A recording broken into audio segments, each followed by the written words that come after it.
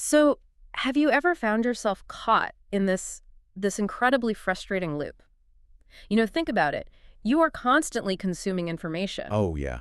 The endless consumption loop. Right. You're reading the latest leadership books, you're subscribing to all the right newsletters, listening to these dense lectures, taking all the online courses. Right. You are just soaking up this absolute mountain of incredible knowledge, but somehow, you look around and you are still stuck in the exact same place. Yeah, it's a very real phenomena. It is. It's like you're standing on the edge of a high diving board. You know all the physics of diving, right? You study the water tension. Exactly. You understand the trajectory. You've watched the Olympic divers in slow motion, but you just cannot seem to actually jump. It's a profound, almost paralyzing state of being, Mm, honestly. And I mean, it is incredibly common right now. it really is. We are living in an era where we have this unparalleled, frictionless access to information, Right. which creates a very convincing illusion. An illusion of progress, right? Yes, exactly. We feel like we're moving forward. We feel like we're growing, when in reality, we're just accumulating data. Yeah. We are Yeah. completely confusing the accumulation of facts with actual genuine And transformation. that tension, right? That incredibly specific gap between knowing and doing, between like sitting in the audience and actually leading that is exactly what we're unpacking It's a today. big one. It's huge. And we are tackling a truly massive piece of work for this deep dive. We've been digging through a comprehensive, a 6,000-page opus by Chris R. Velasquez. 6,000 pages. It is quite the read. Yeah, it's hefty. It's titled Equipped from Shadow to Shepherd, the Ministry Pattern of Christ that Multiplies. And honestly, spending time in this material completely shattered how I view leadership, like, and personal growth too. I mean, it is a staggering amount of material to synthesize. But the core mission of his work is remarkably focused. It really is. What we're going to do today is extract Velasquez's blueprint for moving from passive learning, which he eloquently calls the shadow, to active multiplying leadership, which he calls the shepherd. From shadow to shepherd. I love that phrasing. But right out of the gate, I do want to clarify something for you listening. Good idea. Yes, this book is deeply rooted in Christian ministry and historical biblical frameworks, but the core thesis we are pulling out, it is an absolute paradigm shift for anyone. Anyone at all. Right, like whether you are building a tech startup, running a local community garden, leading a corporate team, or just trying to leave a meaningful legacy in your own family. Absolutely. The central argument is that true success is measured not by how many followers you can gather around you, but by how many leaders you can empower to go completely beyond you. To go beyond you, that's the kicker. It is the pivotal shift. Yeah. We are going to look at the systems, the psychology, and the historical patterns of discipleship to extract highly practical frameworks for the modern world. Because they're not just theory. Not at all. This isn't just a theoretical, philosophical exercise. It is an operational, field-tested guide to fundamentally changing how human beings develop other human beings. So let's jump right into the deep end with this, because there's this concept he introduces called the quiet gap. The coin gap, yes. When I read this, it felt like the author was looking directly into my soul. And I think a lot of people feel that way when they read it. I bet. He describes it as this unspoken, almost awkward tension in organizations where individuals are like highly educated, they are deeply inspired by the mission, and yet, Yet they are totally hesitant to step into actual leadership. exactly, they won't take real responsibility. It is the liminal space between feeling a calling and actually stepping into the commission of that calling. Yeah. Look at almost any modern organization today. Yeah. They are filled with people who know the internal language perfectly. They understand the core concepts. They might even serve very faithfully in small, highly contained, safe roles. Right, the safe. But beneath all that busy activity, they are lingering at the edge of their actual capability. They are holding back. And he calls this holding pattern the shadow phase, right? It's a season where your growth is real, but it's incomplete. Real but incomplete. That's a great way to put it. Like you are in the room, you are present, but you are not really participating at the level you are meant to. And Velasquez makes a striking diagnosis about why this happens so much today. He argues that our modern culture is world-class at information, but we are absolutely terrible at formation. Information versus formation. Yes, we have built these incredibly efficient, scalable systems for mass-producing audiences, but we have completely forgotten how to form apprentices. Audiences versus apprentices. Oh man, that distinction is huge. Let's break that down for a second. Sure. Because if you are an audience member, your only job is to sit there, right? You just be entertained and receive. The flow of energy is entirely one way. Completely passive. Right. But an apprentice is actually holding the tools. They're getting their hands dirty. They're, in the workshop sweeping the floors and watching the master craftsman closely. Exactly. And to illustrate how this transition from audience to apprentice actually happens, the author leans heavily into historical case studies. I really liked those sections. They're vital. He shows that this deep formation doesn't happen on a brightly lit stage. It happens in the shadow. Right. Take the historical figure of King David, for example. Before he ever ruled a nation or fought a giant, he spent years shepherding literal sheep in total obscurity. Total obscurity. Like nobody knew who he was. He was so overlooked that when his own father was asked to present his sons for a high honor, he didn't even bother to call David in from the fields. That is wild. He was completely off the radar. Just sitting in the dirt with animals. Right.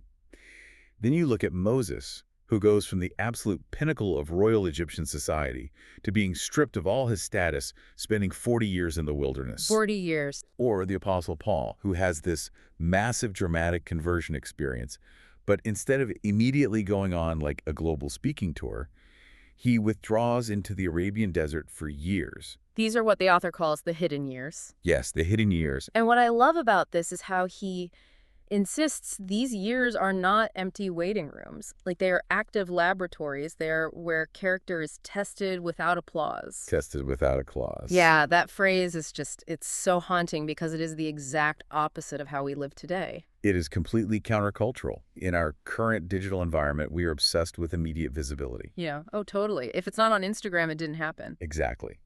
The overarching narrative is that the moment you learn a new skill, you must instantly monetize it, broadcast it, brand it, and become an influencer in that specific niche. Right, start a masterclass immediately. The blueprint we are studying warns that skipping this obscure shadow phase leads to a highly dangerous condition.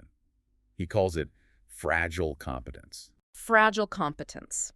Okay, so meaning you might have the raw skills to do the job, but you don't have the internal emotional or moral foundation to hold those skills up when the environment gets heavy. That's exactly it. Yeah. Competence without character simply cannot sustain pressure. Right.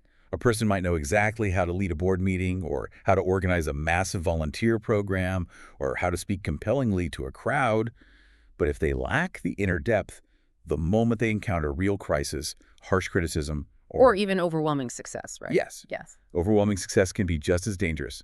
That competence shatters. He describes this as the necessary shift from performing for God to walking with God, which, translated broadly, it means your intimacy, your inner life, and your actual integrity absolutely have to precede your outward leadership. They have to. You can't fake it forever. Right. If you build the penthouse before you pour the foundation, the whole skyscraper is coming down. What I found fascinating is how Velazquez frames this shadow phase, not as a punishment for being unready, but as a profound protection.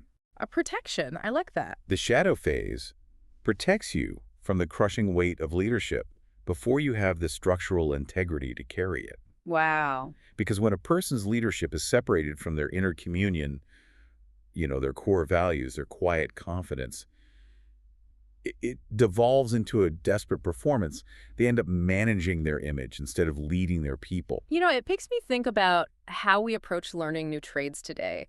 It is like binge watching 12 seasons of a high-end Michelin star cooking show. Oh, I've definitely done that. Right. We all have. You memorize all the fancy French terminology, you buy the expensive knives, and then you boldly walk into a chaotic commercial kitchen, assuming you are the executive chef. And you would be crushed instantly. Instantly. But the shadow phase is actually being the prep cook. You are in the back alley of the kitchen. You are chopping 50 pounds of onions. Just endless onions. Right. Your eyes are watering. Your back aches. Nobody in the dining room sees you. Nobody is clapping for you. And you definitely aren't getting a TV deal out of it. Not at all. But by chopping those onions, you are learning the heat, the timing, and the grueling endurance required to make a kitchen actually breathe. That captures the essence perfectly. Yeah. You are internalizing the unglamorous rhythms of the work long before you were ever burdened with the responsibility of designing the menu. Yeah. You are learning to endure boredom and repetition, which are, crucial components of discipline. But, okay, I have to push back here for a second, because this is where the theory really hits human nature. Okay, let's hear it. How does a person like you listening to this right now, how do you know if you are genuinely in a necessary, productive shadow season of preparation, or if you are just procrastinating? That is the million-dollar question. Right. Like Yeah. maybe you are just hiding behind endless book reading and podcast listening because you are absolutely terrified to actually start chopping the onions. Yeah. It's really easy to say, oh, I'm in my hidden years, Yeah. when you're really just avoiding risk. That is the ultimate trap, and it requires brutal self-honesty to navigate. The framework addresses this by forcing us to look at how we measure our own readiness. Okay. Because the shadow phase was never designed to be a permanent residence. Remember, the quiet gap is defined as a failure of transition. A failure of transition, so getting stuck. Right. If you are perpetually consuming information without ever moving a single inch toward application, you aren't in a shadow phase. You are in a stagnation phase. Okay, so what is the distinguishing marker between the two? How do we tell them apart? Action. Specifically, private, low-stakes action. Private action. Yes. The true shadow phase is characterized by active faithfulness in small things. You are serving, you are practicing, you are doing the quiet work even if no one is watching. The prep cook is still cutting onions. Right, they're still doing the work. Procrastination, on the other hand, is marked by total avoidance.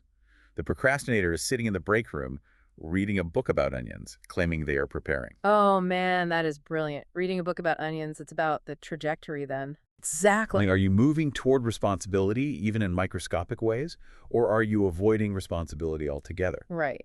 And recognizing that trajectory naturally forces us to examine our end goal. If we are supposed to be moving out of the shadow, what exactly are we moving toward? Right, where are we going? How do we know when we have successfully transitioned into leadership? Which brings us to a massive pivot point in the book. To fix this paralysis, Velazquez argues that we have to completely dynamite our traditional metrics of success. Like, we measure the end goal entirely wrong.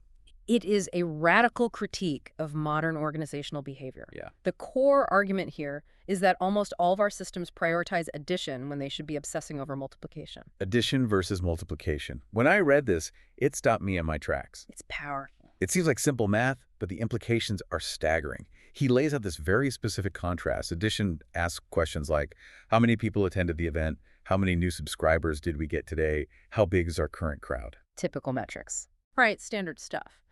But multiplication asks a fundamentally different question.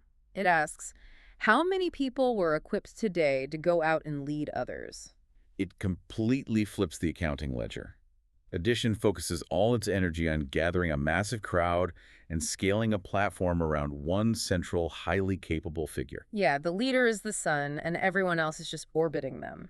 But the blueprint for multiplication is drawn from a very specific generational vision. He points to an ancient letter, 2 Timothy chapter 2, verse 2, Right. which says, and what you have heard from me, entrust to faithful people who will be able to teach others also. It's a chain reaction. Let's look at the links in that one sentence because there's a lot there. Let's do it. You have the original teacher passing it to the current leader who entrusts it to faithful disciples, who are then tasked with teaching a fourth generation. Like, it is 4 generations of leadership mapped out in one breath. And the structural difference between those two models, addition and multiplication, is the difference between a fragile machine and a living ecosystem. Fragile versus living. I like that. Addition creates a massive, precarious dependency bottleneck. Think about a company or a community that relies entirely on a single visionary founder. Or a really charismatic speaker, right? Exactly. What happens when that leader gets tired? What happens when they get sick or retire or suffer a moral failing? The whole structure instantly collapses. Exactly, because the weight was resting on one single pillar. Multiplication, however, creates an enduring, decentralized movement.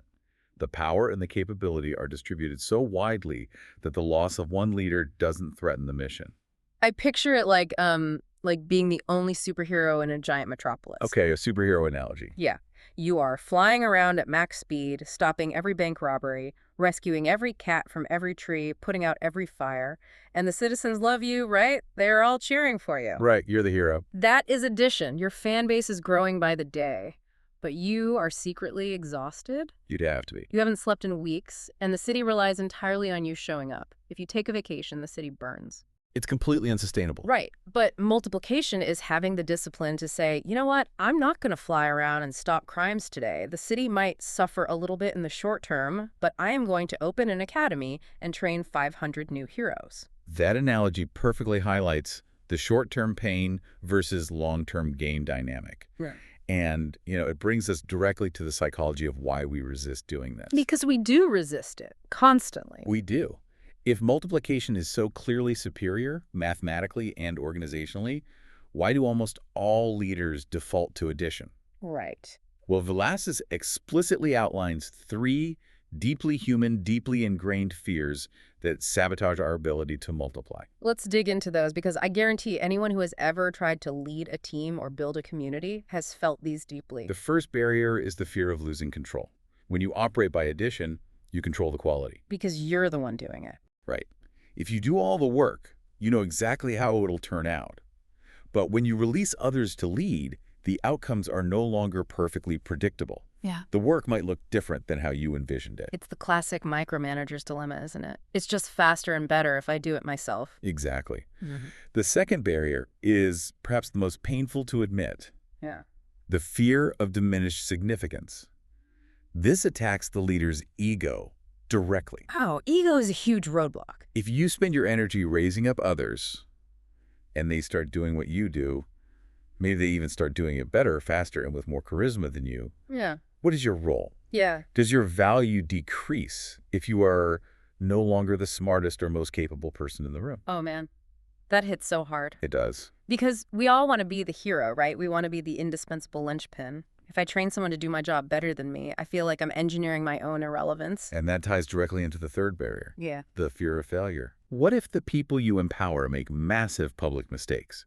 What if those mistakes cost the company money or damage the community's reputation? And worse, what if those mistakes reflect poorly on you as their mentor? Which, let's be honest, they inevitably will. People are messy. If you empower 10 people, somebody is going to drop the ball, and it is going to splash back on you. They absolutely will drop the ball. There's no avoiding it. Yeah. But overcoming that reality requires an ultimate paradigm shift. You have to deeply internalize this truth.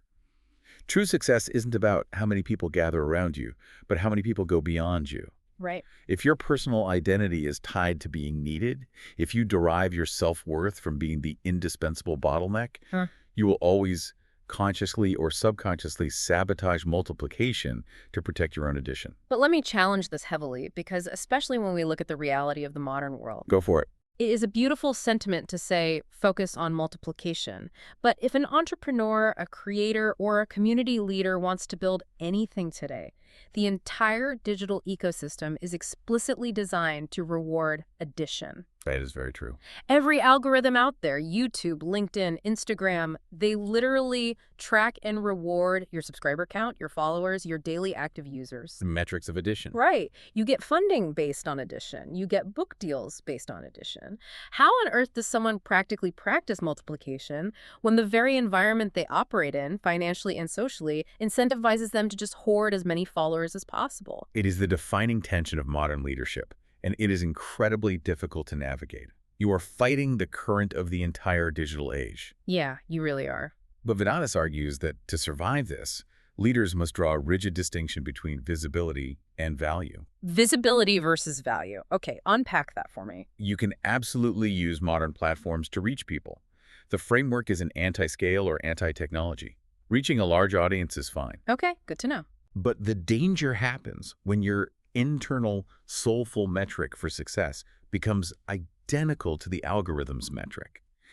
If you believe you are succeeding simply because your follower count went up, you have lost the mission. You've bought into the illusion. Exactly. Multiplication requires you to look at your vast, scalable audience and have the discipline to intentionally pull 2 or 3 people out of that crowd to invest in them deeply and privately. So you are operating on 2 different frequencies simultaneously. Precisely. You have to be willing to do the unscalable, agonizingly slow, invisible work of forming leaders, even while you are operating in a scalable, highly visible world. You use the broad platform as a funnel, not as the final destination. That is exactly the pattern Jesus used. He would speak to massive crowds of thousands on a hillside. That's the broad platform, the addition. Right. But then he would pull his 12 disciples away from the crowd to explain the actual meaning of what he just said. And even within that group of 12, he invested intensely, disproportionately, in just 3 of them, Peter, James, and John. He modeled that depth produces multiplication in a way that sheer breadth never can. And mapping out exactly how he did that is where the book moves from high-level philosophy into a very rigid operational framework. If we want to break the cycle of addition, the Lasis identifies a 4-stage architecture of transformation based on that historical ministry pattern. This architecture is the core blueprint, and it starts with stage 1, which he calls invitation. This is the follow me stage. It sounds simple, but it is deeply profound. Invitation is about establishing proximity before demanding performance. Okay, proximity before performance. In the corporate world, we usually invite people based on what they can produce, right? Show me your resume, prove your worth, then you can join. Right, earn your spot. But this model reverses that. You are invited simply to be present. It is about establishing the person's identity and belonging before asking them for any output. You belong before you build. I love that. It really disarms the anxiety of having to constantly prove yourself, but you don't stay there forever, obviously. You move into stage 2, immersion. Yes, immersion. Now, this is the longest, slowest, and arguably most difficult phase. This is living the life together. Yeah. It is highly relational. The key concept here is impartation over information. Okay, explain the difference between giving someone information and impartation, because they sound similar. Information is handing someone a training manual or sending them to a seminar. Impartation is letting them watch you navigate a crisis. It is letting them see how you speak to your spouse when you are stressed, how you handle a client who is screaming at you, how you personally fail, apologize, and recover. It is the transfer of values through shared, unscripted experience, not just structured lectures. It's the prep cook watching the executive chef burn a dish, throw it out, and start over without losing their temper. You just can't put that in an employee handbook. You really can't. But then we hit stage 3, which honestly terrified me when I read it, the activation stage. It's a daunting phase. It is. This is where the leader finally says, go preach, go heal. It is the deployment phase. But the detail that blew my mind is that the pattern shows Jesus releasing responsibility to the disciples before they actually felt ready. This completely upends our modern understanding of readiness. It really does. We usually wait until someone has mastered every concept, passed every test, and proven they are flawless before we give them authority. Yeah, nobody wants to hand over the keys to a novice. But look at the disciples during the activation phase. They were completely unpolished. They were actively competing with each other for status. They misunderstood the core message constantly. They were prone to spectacular, embarrassing failures. Yeah, they were kind of a mess. Yet they were sent out into the field to do the work. So if they weren't fully competent, what was the metric for sending them? Like, why them? In this framework, readiness is not defined by flawless execution. Readiness is defined by obedience, humility, and a willingness to step out. It is the willingness to try. Just a willingness to try. The phrase often used is that God doesn't call the qualified. He qualifies the called. The qualification happens in the field, not before the field. And that completely reframes how we have to view failure. If you send unpolished people out, they are going to mess up. Oh, absolutely. Look at Peter. He literally denied even knowing his leader during the most critical crisis of their movement. In a modern corporate environment, a failure of that magnitude, publicly denying the organization and the CEO, would be an immediate, irrevocable disqualification. Oh, you are fired, escorted out by security immediately. Instantly. But in this multiplication framework, failure is an essential part of the curriculum. It is the classroom of the field. Peter's failure didn't disqualify him. The grace he experienced afterward deepened his character to the point where he could eventually lead the entire movement. That is the beauty of the model. Failure is expected, integrated, and used for formation. You know, it makes me think of the process of teaching a kid to ride a bicycle. Okay. Stage 1, invitation, is just showing them the bike. You say, hey, this is yours, you can learn this. Stage 2, immersion, is them watching you ride it. They see how you balance, how you pedal, how you steer. They are just observing the mechanics. Right. Stage 3, activation, is when you finally put them on the seat, you give them a shove down the driveway, and you take their training wheels off. Now, what happens next is a statistical certainty. they are going to crash. They absolutely are. They are going to fall into the bushes and scrape their knee. But that crash is mathematically necessary. You cannot learn the invisible physics of balance by reading a book. You only learn it by feeling the bike tip over. That's so true. And then finally, stage 4 is commissioning. That is when they are riding confidently across town by themselves, and eventually they go teach their own kid how to ride. That is a brilliant synthesis of the entire flow. Commissioning is the ultimate goal. It is the complete transfer of the mission. Yeah. It is the exact moment the leader successfully makes themselves unnecessary to the daily operation of that specific disciple. The baton is fully passed. But I want to zero back in on that activation phase for a second, the scraping the knee phase, because translating that to a real-world organization is incredibly daunting. It definitely is. Releasing responsibility before someone is fully ready feels like a massive liability. If you put an unready apprentice in charge of your biggest client account, or you let an untested leader run a massive community event and they crash the bike, the collateral damage isn't just a scraped knee. No, it could be huge. It could cost millions of dollars, or it could deeply hurt people in the community. How does a leader balance the need to empower someone with the very real-world danger their inevitable mistakes will cause? That is the tightrope walk of leadership. Yeah. And it brings up a crucial nuance in the framework. You do not activate people in a vacuum. Okay, meaning? You activate them within a matrix of incredibly high relational support. When Jesus sent the disciples out, he didn't just abandon them. They went out, they did the work, they made mistakes, and then they immediately came back to him to process what happened. So there is a feedback loop. Exactly. A rigorous feedback loop. You mitigate the collateral damage by staying closely connected to the person you are activating. Right. You give them authority over a project, but you stay close enough to catch the truly catastrophic errors. Yeah. You allow them to fail in ways that are formative, but you protect them from failures that are fatal. Formative, not fatal. Okay, I love that.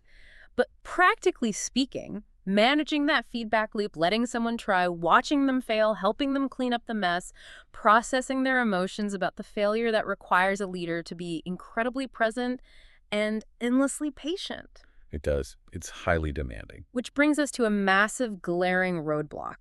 Being that patient, investing that deeply in messy human beings, dealing with the friction of their development, it is utterly exhausting. It will drain you completely. And that leads directly to the core of the book's warnings about sustainable leadership, which focuses heavily on the inner work. Yes.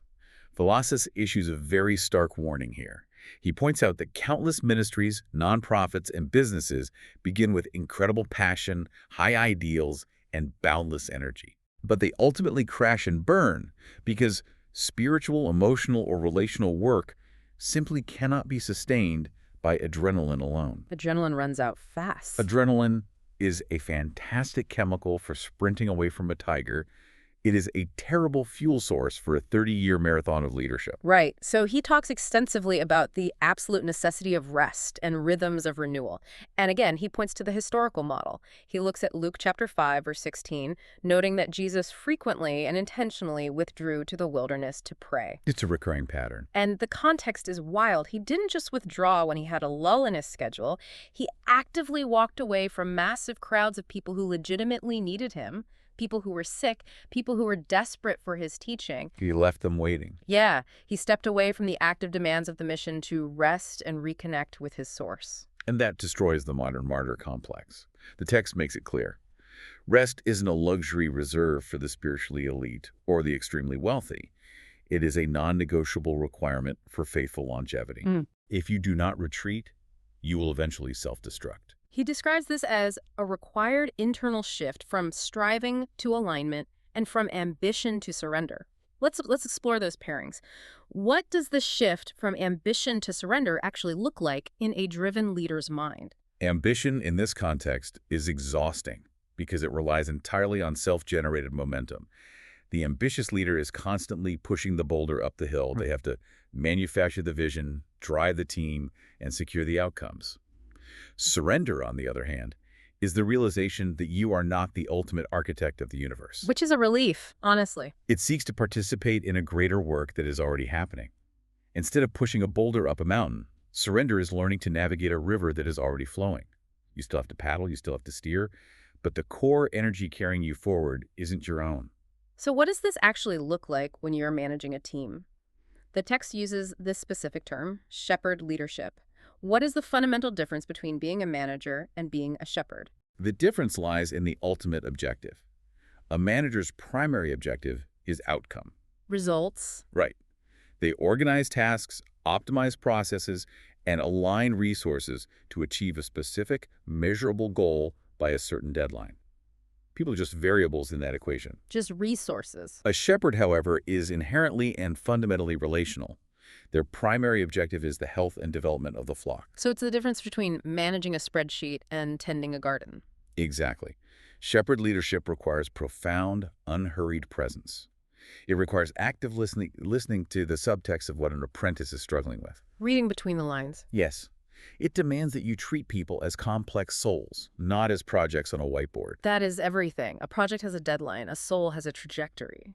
And Velasquez warns that if a leader neglects their inner life, if they stop resting, stop surrendering, and stop communing with their core values, their leadership inevitably devolves into mechanical ministry. Mechanical ministry, meaning you are just going through the motions. You become a hollow shell. You are still saying the right words, running the meetings, and executing the strategies, but there is no life behind it. It is a pure performance. Yeah. And eventually, that performance leads to deep, cynical exhaustion and organizational stagnation. I picture it like a massive oak tree's root system. If you, as a leader, only focus on growing the visible branches, if your entire focus is on addition, public ministry, audience growth, and hitting quarterly goals without simultaneously deepening your roots through intimacy, quietness, and rest, you are creating a structural disaster. A disaster waiting to happen. The tree looks incredibly huge and successful to everyone walking by, but the first major storm that hits a market crash, a personal crisis, a betrayal on your team is going to topple that tree completely because there's absolutely nothing holding it to the ground. And we see this play out in the headlines constantly.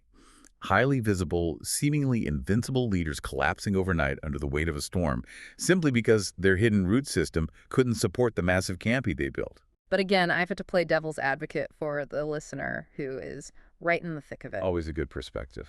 In a culture that demands constant, relentless output, where your email inbox is always full, the Slack notifications never stop, the algorithms demand daily content, and the actual needs of your community are infinite. How does a leader actually justify stepping away to rest? It's hard. How do you take a weekend off or go on a retreat without feeling this crushing guilt that you are abandoning your mission or letting your competitors outwork you? It is the hardest psychological hurdle for a driven person, but you justify it by fundamentally changing your definition of what the mission actually is. Okay, explain that. If you believe your mission is to be the indispensable superhero who solves every problem and catches every falling plate, then yes, resting is a failure. Every hour you sleep is an hour the city goes unprotected. Right. But if you accept the blueprint we were discussing, if your true mission is to be a multiplying shepherd, then resting is not an abandonment of your work. Resting is the work. Wow. Resting is the work. By resting, you are modeling the required sustainable behavior for the people you are leading. Think about the apprentices watching you. Yeah. If you never disconnect, if you answer emails at 2 a.m., you are implicitly teaching them that burnout is the required, unavoidable price of success in your organization. You are training them to destroy themselves. That's a scary thought. By establishing boundaries and resting, you are actually leading them into health. By resting, you are showing them the blueprint for surviving the work. That is so crucial because the environment we are trying to survive in right now is uniquely, historically draining. The water we are swimming in is toxic to deep formation. It really is. And that brings us to the final major theme of the book, the digital age paradox, and the tension between consumption and contribution. This is where Velasquez bridges ancient wisdom with our current technological reality. He outlines a specific modern challenge that humans have never faced before. We live in an age where information flows without any friction or restraint. The physical distance between us has completely collapsed. I can instantly see what someone is doing in Tokyo right now. Yeah, connectivity is infinite. But the result of this total connectivity isn't deeper human connection. The result is what the author calls noise without nourishment. Noise without nourishment. If there was ever a perfect poetic description of doom scrolling on social media at midnight, that is it. It is the great paradox of our time. Never in human history have so many voices been broadcast and heard, yet so few people feel deeply understood. It's tragic, honestly. We have mistaken digital activity for actual transformation. The book explicitly warns against the illusion of progress that the internet provides. Like, how so? We engage broadly. We like a profound quote about leadership. We share an inspiring video. We leave a fire emoji on a friend's post, and our brain releases a tiny hit of dopamine. Oh, yeah, we love that dopamine. It chemically tricks us into feeling like we have done something meaningful, like we have somehow grown as leaders. But our actual real-world relationships remain incredibly shallow. It is the ultimate trap for the learner profile. You feel wildly productive because you just consumed a 3-hour neuroscience podcast or read a dense book on multiplication. You feel like you conquered the day. But you haven't actually moved a single inch in the physical world. Right. You haven't helped a single person. The author insists we have to make a hard, intentional shift from consumption, which is low risk, highly entertaining, and keeps you safely hidden in the shadow, to contribution. Contribution is where the real work happens. Where you actually risk your comfort to practice and share what you've learned with another human being. What is truly fascinating here is how the text uses an ancient warning to diagnose a completely modern problem. Philosophy points to the Apostle Paul's warning in a letter to Timothy, written roughly 2,000 years ago. Oh, I remember this part. Paul warns about people being always learning but never able to come to a knowledge of the truth. That sentence was written by a guy who walked on dirt roads, but it perfectly, chillingly describes the modern digital algorithm. It's prophetic. The algorithm is literally mathematically designed to create a perpetual loop of learning without the friction of application. The platform wants you to watch the next video on leadership. It absolutely does. It absolutely does not want you to put your phone down, walk across the room, and actually apply the lesson to mentoring your junior employee. Precisely. The platform's business model relies on your perpetual consumption. Now, the book doesn't take a Luddite approach. It doesn't say technology is inherently evil. Right. It's just a tool. It argues that innovation and technology must be stewarded very carefully. Technology should never replace the messy relational core of discipleship and leadership. No. It should be used to support integration, not create further fragmentation in our attention spans. It brings back the food analogy. Digital consumption is like eating absolute junk food. It feels like you are eating. Your jaw is moving, your stomach feels full, the flavors are intensely engineered to be satisfying, but you are actually starving to death for actual nutrients. Yes, you are just consuming empty calories of information. Empty calories. And true nourishment, in the framework of a multiplying shepherd, only comes from relational contribution. You have to take the raw information you consume and physically metabolize it into action within a local community. Right. If it doesn't affect how you treat the person sitting next to you, the information is useless. But let me challenge the practicality of this one last time, because I want to make sure this lands in the real world for you listening. Let's do it. If deep relationships are the true context for growth, and if they require this incredibly slow, messy, patient, face-to-face proximity that the book demands, isn't it physically impossible to scale that kind of deep impact? It seems that way, yeah. We live in a world that needs massive solutions to massive problems. Does committing to true, deep discipleship inherently limit how much of a dent you can make in the universe? That is the ultimate question, and answering it brings us all the way back to our core thesis.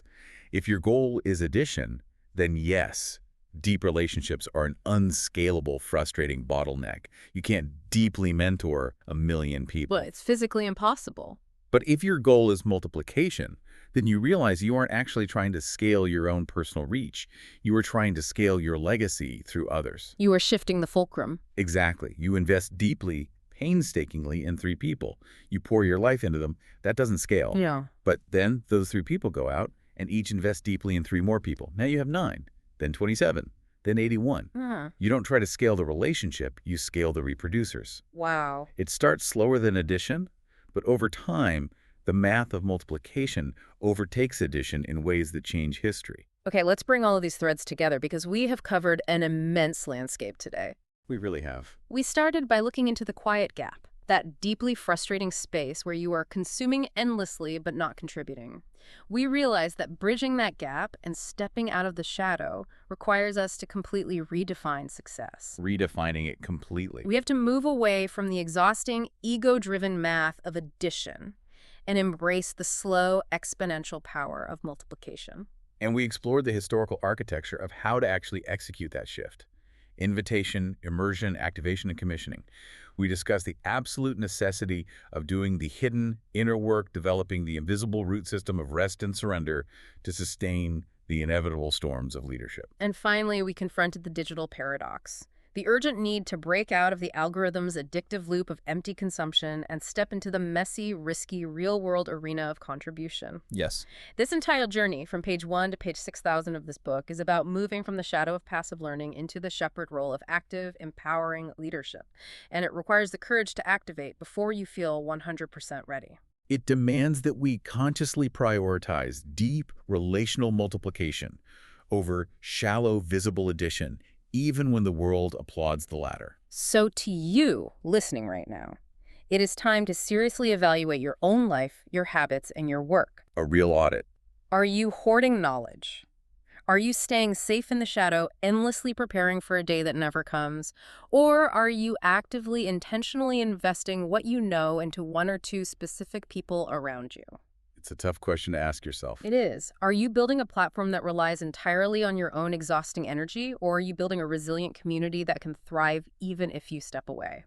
As we close out this deep dive, I want to leave you with a final, lingering thought that builds on Vilas's framework.